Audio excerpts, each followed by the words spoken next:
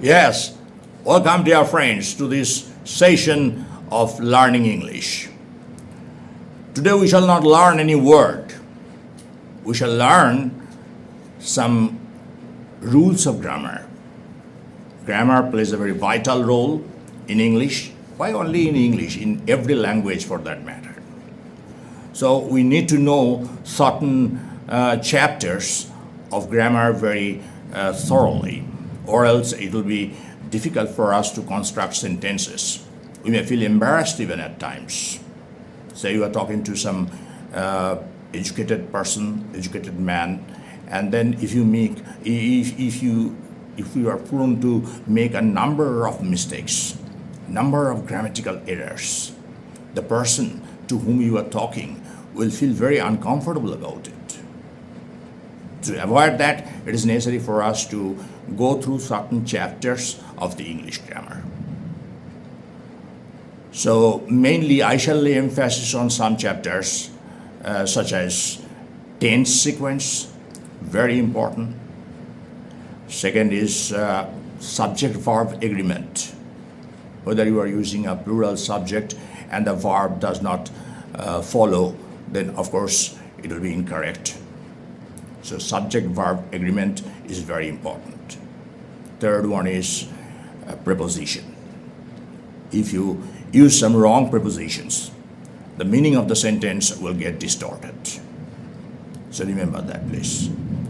And the fourth one is article. Yes, article is also equally important. So read that chapter thoroughly. Why I am saying the article is important? I'm saying that this article, the chapter on article, is very important, very significant. If you make a mistake in the use of an article, the sentence may mean absolutely different than you want. For example, we know the proverb, man is mortal. Man is mortal. There is no article used there. Why? Because here man does not necessarily mean a male person. Man here includes all, men and women. If we say, a man is mortal, you understand very well what I mean. As if a woman is not mortal. And a woman is immortal. A man is mortal. No, not like that. However, today we are not going to discuss articles. We will be learning the use of two words. And these are words, of course, but we should use these words grammatically correctly. Okay? These two words are hope and wish. Hope and wish, these two words mean the same to a great extent, but they are not used in the same way. And that is the prime concern. That is what we need to know. If we want to just replace wish with hope and do not change the construction of the sentence, then we shall be obviously wrong. So do not do that. Now, where should wish be used then? And how should it be used? W-I-S-H, wish, follows a certain structure. What is that?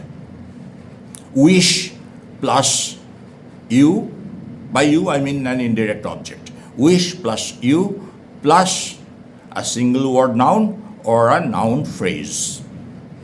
Not a noun clause, a noun phrase. Okay? For example, I wish you success in life. I wish plus indirect object you plus success, direct object. Now, if I want to replace wish with hope, can I say, I hope you success? Of course not. And if I do so, those who listen to me will understand that I do not know English, or my English grammar is very, very poor. So it is, if I want to use hope in place of wish, I have to say, I hope that you succeed. I hope that you succeed. Now, what is the difference?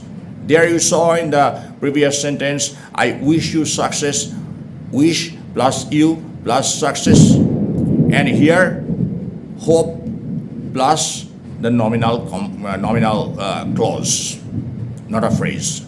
Hope must be followed by a nominal phrase. Nominal clause, not a phrase. Whereas wish must be followed by a single word noun or a nominal phrase. Now, some of you may find it a little confusing because you have to know first what a phrase is and what a clause is. A clause is a group of words having a subject and a finite verb. It makes sense.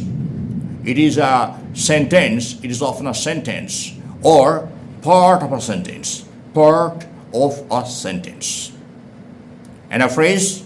A phrase is also a group of words. But you will not find any finite verb in a phrase. If there is a finite verb, it becomes a clause. You understand? So the difference between phrase and clause must be clear by now. A phrase is always a part of a sentence, never a sentence in itself. But a clause may be a sentence in itself or a part of a sentence. All right? So a few more example sentences will make the subject a little clearer.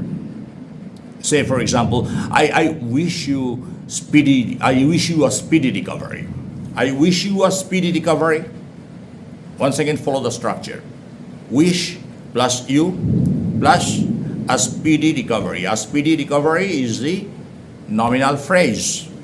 There is no finite verb there in that phrase. It simply means a noun. And I say all the time I'm making sentences with the indirect object you. That does not necessarily mean that apart from you with no other indirect object you can use wish. You can. I wish him a speedy recovery. I wish her a speedy recovery. Now if I ask you to omit wish and use the word hope, how will you construct the sentence? Please write a comment. It is very simple. Follow the structure. Hope plus a nominal clause. So, I hope that you recover speedily. I hope you recover speedily. You may use that, you may not use, that's up to you. But that doesn't make much difference. But of course, not a phrase after hope.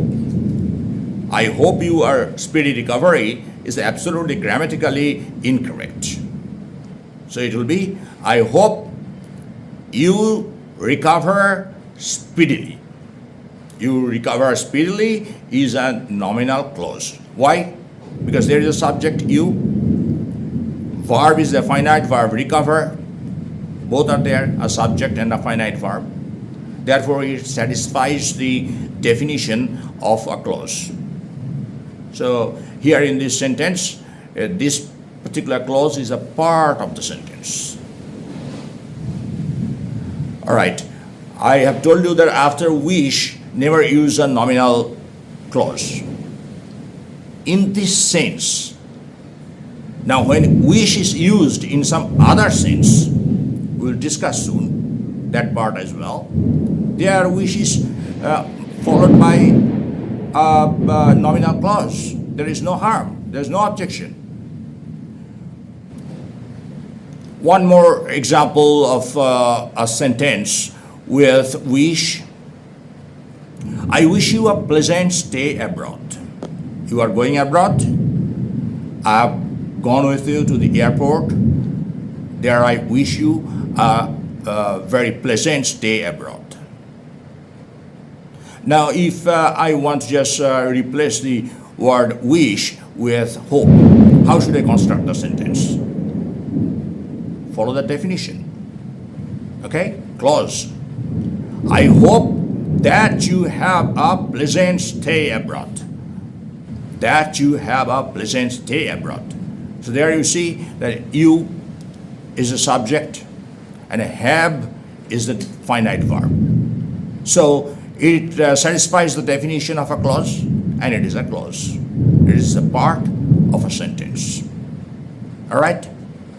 Now, where may we use, or where can we use the nominal clause after wish? When you use wish, W-I-S-H, wish, to mean regret, R-E-G-R-E-T, you may use a nominal clause after wish. For example, I wish I knew this. I wish I knew the answer. There you see. In fact, I don't know the answer, and I regret this. So I'm saying, I wish I knew the answer. Follow the other feature of this sentence. When you use wish to mean regret, it must be followed by a clause in the past tense, never in the present tense or in the future tense. Remember this. Though the sense is present, it is not that I want to express some past sense, not that. The sentence expresses some present sense, but the construction of the sentence is in the past. First part is in the present, I wish. Second part, there is the clause, is in the past tense. I wish I knew him. I wish I knew the answer. Another example of this sort, I wish he could come here. He could attend the party. I wish. In fact, he is not going to attend the party. And I regret this. So I'm saying, I wish he could attend the party, or he could come to the party. All right? The second part is always the past tense, while the first one is in the present tense. I wish is in the present tense, and the next part, he could come to the party, or he could attend the party, is in the past tense. Though the sense is present, repeatedly I'm telling you. Now the question very naturally arises in your mind. If I want to express some past sense, how should I construct the sentence? Simply construct the second part, construct the nominal clause in the past perfect tense. And the trick is done. For example, he did not come to attend the party, and you regret it. So you say that I wish he had attended the party. Another example of this sort, I wish your wife could accompany you to England. You are going to England, your wife is not, of course, going with you to England. Now, I regret that fact, so I'm telling that I wish your wife could accompany you to England in the present tense. Though the second part, that is the clause part, is in the past tense. Now, you have already gone abroad, and your wife was not able to go with you. So I would like to express here the past tense. So the construction will be in the past perfect tense, the clause part. I wish your wife had accompanied you to England. I think I have been able to make this matter a bit clear to you. Even if you find that there is yet some gray area somewhere in our discussion, I may not be able to understand it now, but if you pass a comment in the comment box, I shall of course try to make another video to make the matter clearer.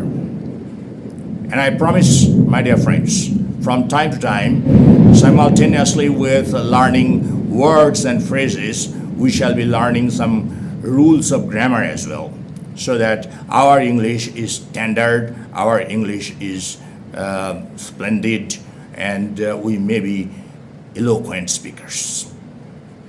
See you again in the next session. Thank you very much, my dear friends.